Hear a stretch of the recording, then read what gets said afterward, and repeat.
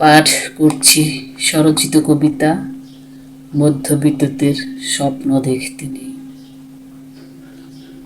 মধ্যবিত্তদের স্বপ্নগুলো কালবৈশাখী ঝড়ের ন্যায়। বুকের ভিতর লালিত স্বপ্নগুলো দুমড়ে মুচড়ো ভেঙে চুরমার হয়ে যায় নিমিষেই। যেখানে অন্য সবাই সুখের নিদ্রা যায়, সেখানে টিকে থাকার যুদ্ধ করতে হয় মধ্যবিত্তদের। যুদ্ধ করতে হয় দুবেলা দুমুঠো খাবারের জন্য। যুদ্ধ করতে হয় একটু মাথা গোজার ঠাঁইয়ের জন্য। এ যুদ্ধ কেবল সমাজে টিকে থাকার যুদ্ধ। চলতি পথে পদে পদে হতাশা ব্যর্থতা কুরে কুরে খায় দেহ মন আত্মা সব সব। কখনো কখনো টিকে থাকার লড়াই করতে গিয়ে হেরে যেতে হয়, আর মরে যায় তখন এই মনটাই। তখন বেঁচে থেকেও মৃত্যুর স্বাদ নিতে হয়। নিজের গলিত আত্মার দুর্গন্ধ নিজেই অনুভব করতে হয়, আর তখন নিজেই সে নিজের মৃত্যু কামনা করে। তবু মৃত্যু এসে ধরা দেয় না তার কাছে। আসলে মধ্যবিত্তদের স্বপ্নগুলো অতৃপ্ত আত্মা হয়ে ঘুরে বেড়ায় পথে পথে।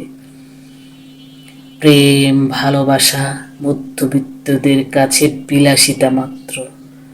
কখনো ধরা দিতেই চায় না এদের কাছে।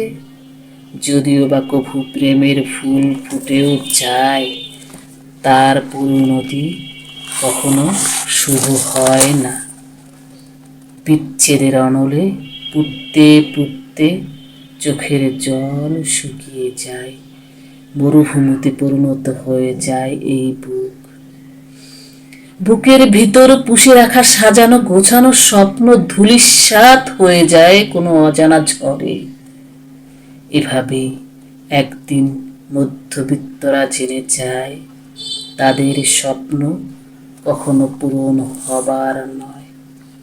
যতবার স্বপ্ন দেখবে ততবারই স্বপ্ন ভাঙবার বেদনায় কষ্ট পেতে হবে। মধ্যবিত্ত ছেলেদের সোনার দেহ রোদে পুড়ে ছাই হয়ে যায়। মধ্যবিত্তরা নিজেদের চোখের জল আড়াল করতে বৃষ্টির জল খুঁজে বেড়ায়। সহস্র যন্ত্রণা বুকে পুষে রাখে, তবু দেখার কেউ থাকে না, কিংবা দেখলেও আগ বাড়িয়ে কেউ প্রতিকার করতে চেষ্টাও করে না। পরিশ্রম করতে করতে এরা বুঝে যায়, মধ্যবিত্তদের দেহ মোমের পুতুল হলে চলবে না। এই নিষ্ঠুর পৃথিবীর নির্মম কষাঘাতে কোমল হৃদয় কঠিন পাথরে রূপান্তরিত হয়।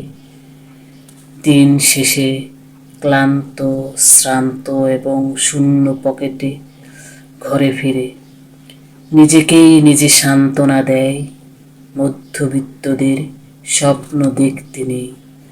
আর এভাবেই নিজেদের যন্ত্রণা নিজের বুকের ভিতর লুকায়।